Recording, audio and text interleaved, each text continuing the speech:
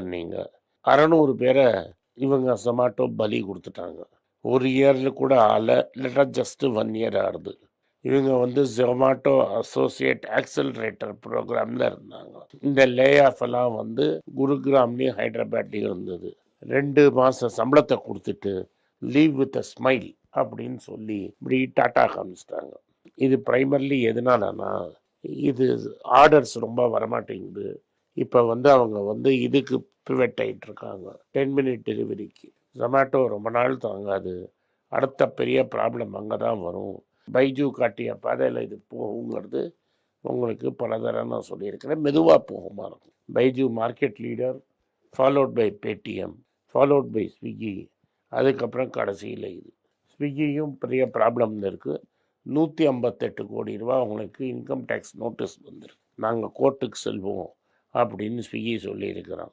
இங்கே இந்த ஜொமேட்டோ என்ன சொல்கிறாங்கன்னா, நாங்கள் எதுக்கு எம்ப்ளாயிலாம் வச்சுன்னு கஷ்டப்படணும், ஏஐ வந்துருச்சுங்க, இவங்க பண்ணுற வேலையை ஏஐ இன்னும் சீப்பாக பெட்டராக பண்ணிடும்ட்டாங்க.